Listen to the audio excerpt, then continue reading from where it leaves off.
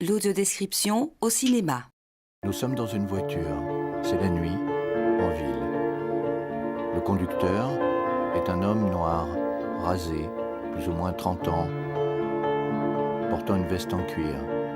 Le passager est plus âgé, 50 ans, barbu, portant un pardessus en cachemire. La voiture est une limousine. La vitre passager est à moitié baissée. Le passager regarde vers le haut par l'ouverture. Le conducteur se tourne vers lui, puis se concentre sur la circulation. La voiture est arrêtée à un feu rouge. Le conducteur tapote avec les doigts sur le volant. Puis soudain, il prend la file réservée aux autobus. Il accélère. Il grille un feu rouge. La voiture va très très vite. Le passager se tourne vers le conducteur interrogatif. Celui-ci sourit. Il continue à accélérer. Gaz, toi! Le chauffeur zigzague entre les voitures.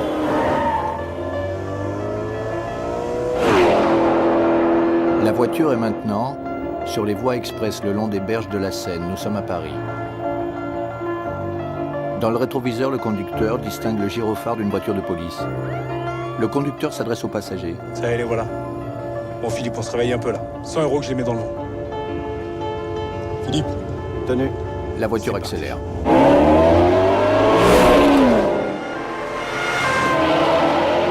La voiture de police s'accroche derrière.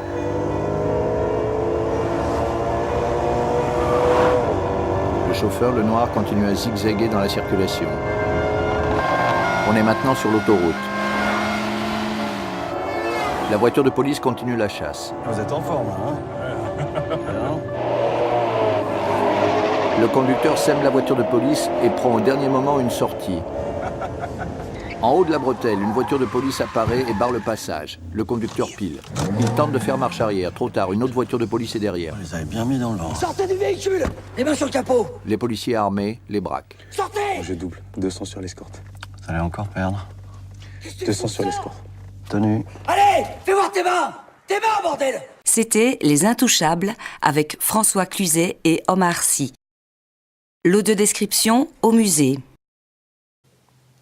À l'avant-plan, dans le bas du tableau, on suppose un jardin dans des nuances de vert, prairie. Pas structuré, assez fouillis. J'emploie le mot « je suppose » car on ne distingue pas nettement les plantations. On aperçoit également deux silhouettes, isolées l'une de l'autre, tout à fait imprécises, mais ce sont des femmes. Une est bleue et l'autre noire. Ce sont vraiment des femmes car elles sont vêtues de longues jupes.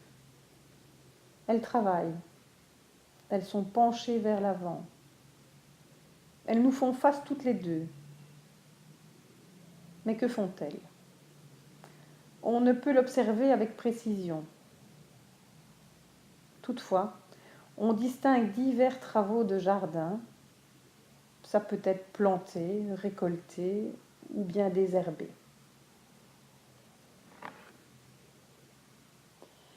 Après le jardin, légèrement en contrebas, il y a la chaumière. Présentation de cette chaumière. Une maison avec un toit de chaume. Elle est longue et étroite. Forme à peu près un rectangle, 42 par 30 cm. Je dis à peu près car pour peindre ce tableau, l'artiste ne se trouvait pas exactement face à cette maison. Il est légèrement décalé sur la droite. La maison se situe donc sur une ligne oblique par rapport au bord inférieur. La partie la plus éloignée se trouvant sur la gauche du tableau, la plus proche sur la droite du tableau. Dans la partie basse de la longue façade, on distingue de gauche à droite une fenêtre, une porte basse, à nouveau une fenêtre et la porte principale.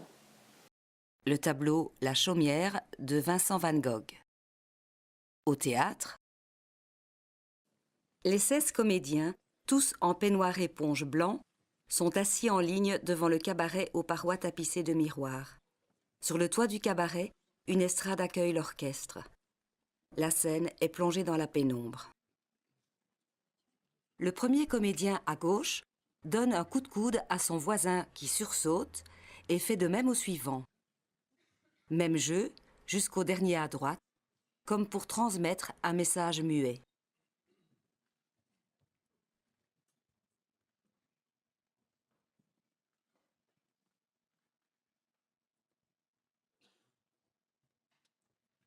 Ils lèvent la tête tous ensemble. Noir sur scène. Les danseurs seront en short et gilet noir, bras nus, fixes chaussettes et bottillons noirs. Pour MC, le meneur de revue, chapeau gibus et nœud papillon, guêtres blanches, très maquillés. Les danseuses sont aussi en short sur des pas à jartelles noires et hauts talons, guêpières ou soutien-gorge. Un rideau formé de fines chaînettes masque le cabaret. Lumière rouge sur le rideau devant lequel brille l'enseigne cabaret. MC passe le rideau au centre. Le rideau devient transparent. Derrière, les danseurs en ligne. Willkommen, bienvenue, welcome. Fremde, étranger, stranger. Glücklich zu sehen, je suis enchanté.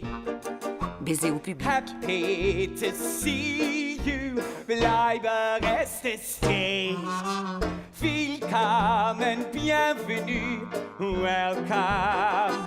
Im cabaret, au cabaret, du cabaret. Le rideau est devenu bleu. Cabaret, une coproduction du Théâtre Le Public et du Théâtre National. Une visite de site naturel. Bonjour, je suis votre guide pour cette balade audio décrite. Nous sommes près du plan d'eau de Vielsalm, appelé les Doyards. Bien que situé à une altitude de 380 mètres et entouré de collines, le parcours que vous allez suivre autour du lac est un itinéraire plat. Le plan d'eau s'étend sur 12 hectares. Il mesure 800 mètres de long sur environ 150 mètres de large. Ce lac, de forme assez ovale, totalise un périmètre de 2 km. Il a une profondeur de 3 mètres mais contient beaucoup de vases. Le parcours débute sur un chemin asphalté pendant 1 km 200.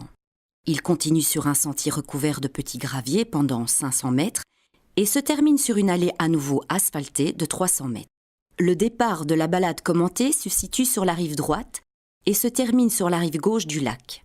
Vous vous déplacerez pour découvrir différentes bornes d'audiodescription dans le sens inverse des aiguilles d'une montre. Vous entendrez peut-être, pendant la promenade, le train Liège-Luxembourg. En effet, la voie longe la rive gauche du lac. Nous voici à la borne 2. Vous vous trouverez maintenant à proximité d'un kiosque en bois situé sur le lac à votre gauche. En 2002, à l'occasion de l'année du bois, on a construit un pavillon sur pilotis en bois du pays. Il est à 15 mètres des berges et on y accède par une passerelle. De là, on jouit d'une vue à 360 degrés sur le lac.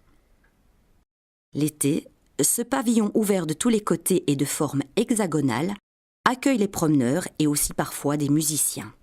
Un circuit pédestre, audio décrit. Le sport en audiodescription. La nuit, l'éclairage d'un stade de football dans la brume. Générique.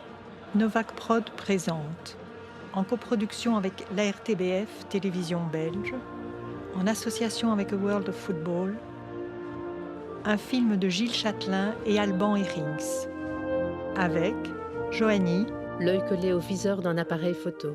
Elle se peint la joue en noir, jaune, rouge.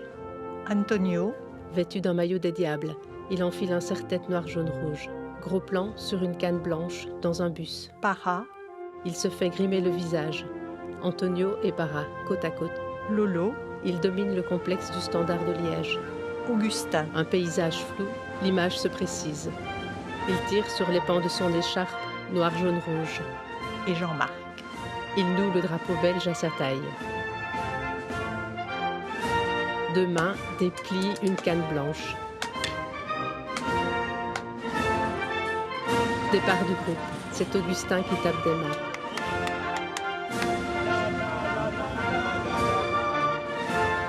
en blanc sur fond noir. Olho do Brasil, l'œil du Brésil.